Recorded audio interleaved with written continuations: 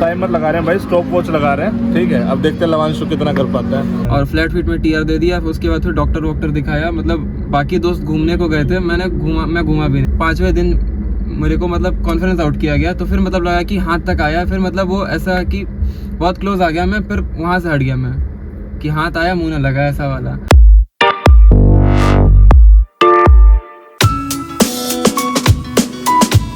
क्या हाल है Lavanshu? Good evening. Good evening, क्या हाल है? मैं अच्छा हूँ सर।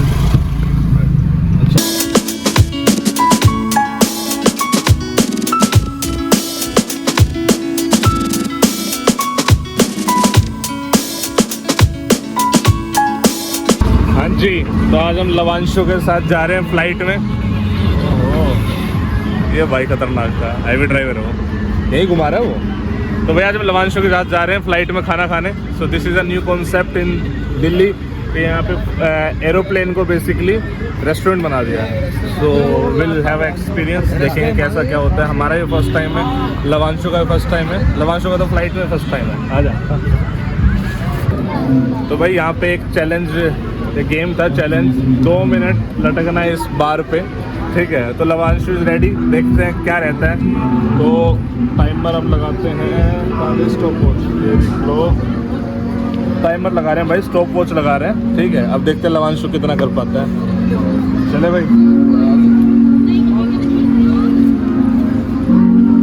देख रहे पहले कंफर्टेबल होगा, ठीक है। चलो भाई, स्टार्ट हो गया, टाइमर स्टार्ट हो गया भाई।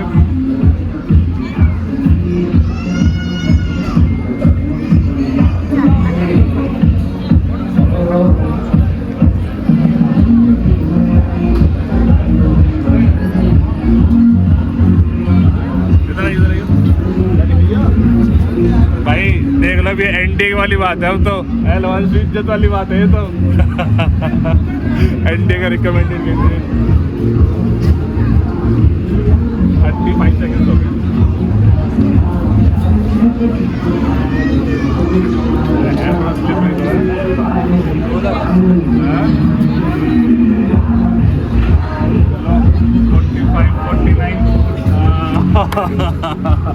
चलो कोई बात नहीं, 50 सेकंड्स कराया लवांशु ने, बहुत शानदार भाई साहब। वो रोल कर रहा था, है फिक्स नहीं था ना वो? नहीं फिक्स नहीं था, पर वही है, थोड़ी देर के बाद ना हाथ नम हो जाते हैं और उसमें ना एडजस्ट करना पड़ता है।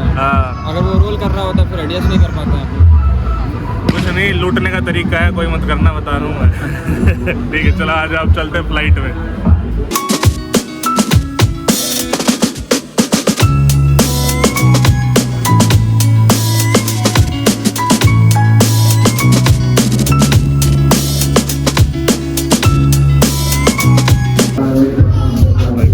बोर्डिंग पास मिलता है, देखो क्या स्टेटस है।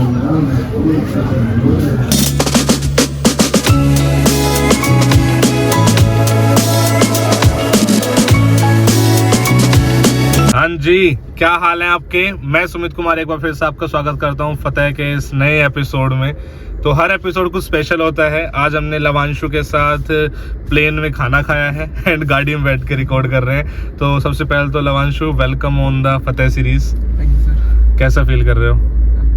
मतलब बहुत प्लेजर है, मतलब कि आपसे मतलब मिलना एक बहुत बड़ा मोमेंट है मेरे लिए, कि मतलब सिर्फ आपको यूट्यूब वगैरह पर देखा करता था, अभी पहली बार आंखों के सामने देख रहा। चलो भाई, थैंक यू सो मच। एक तो आपको थोड़ा जोर से बोलना है, ठीक है, एक रिकमेंडेड कैंडिडेट वाली वो फील आनी चाहिए। तो भाई लवांशु बेसिकली बिलोंग करते हैं झारखंड से। वेस्ट बंगाल में इन्होंने अभी रिसेंट वाली जो पढ़ाई थी वो पूरी करी। लवांशु की कहानी काफ़ी इंटरेस्टिंग एंड मोटिवेटिंग है।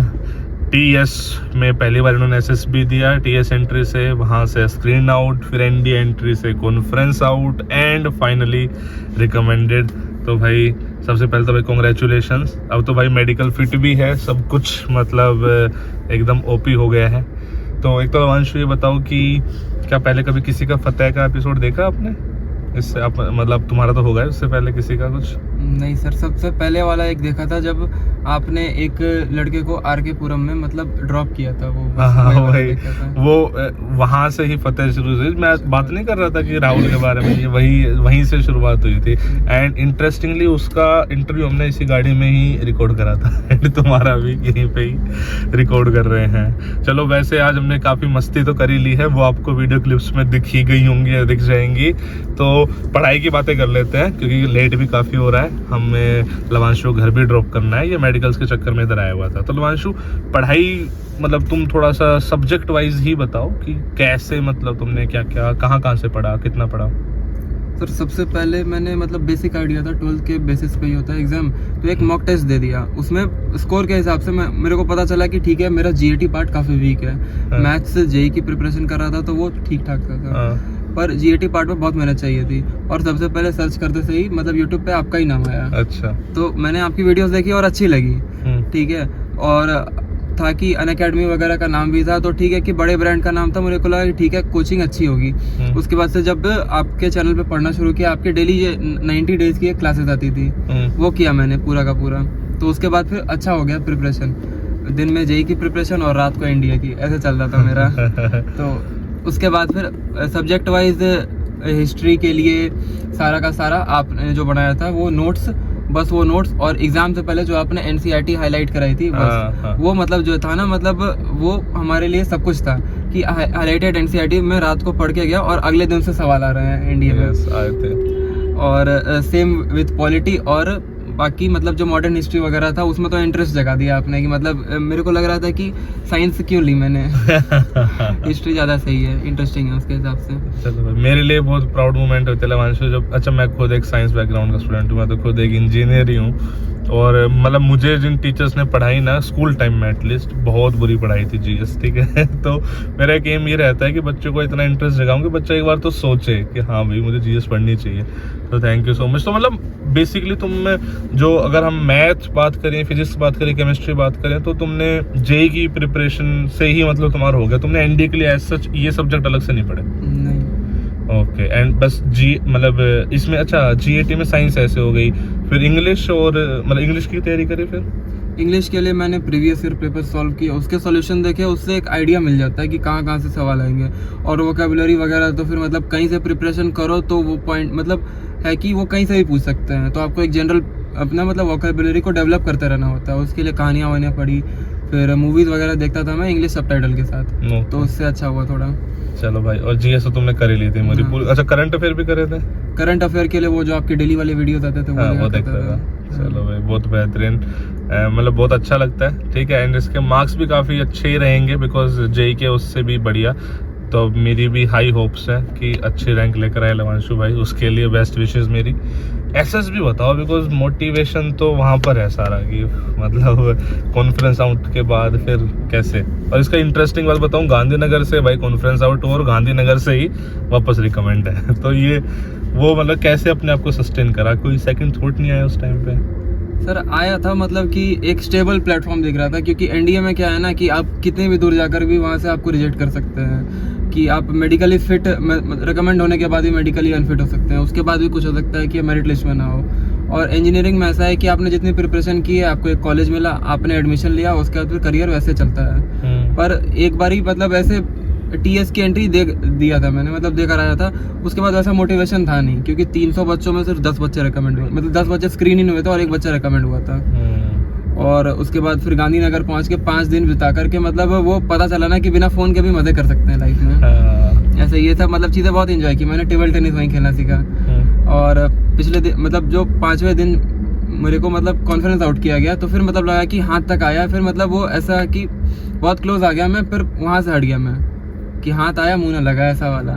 उसके बाद फिर मैंने रिटर्न की प्रिपरेशन की अच्छे से जम के और अच्छे खासे मार्क्स एक्सपेक्ट कर रहा। उसके बाद फिर मैंने जैसे रिटर्न खत्म हुआ, मैंने एसएसबी की तैयारी शुरू कर दी। उसके लिए मैंने एक ग्रुप बनाया कलेक्टिव एसएसबी के नाम से, और अपन वहाँ पे डेली 11 बजे सेशंस करते थे। या तो लेक्चरेट या फिर स्क्रीनिंग के लिए, स्क्रीनिंग का डेली एक रखा करते थे, क्योंकि स्क्रीनिंग मेजर है। अगर स्क्रीनिंग हो गया तो फिर बाद में मतलब है कि सब पहला पग तो स्क्रीनिंग है, उसके बाद फिर अंतिम पग है कॉन्फ्रेंस।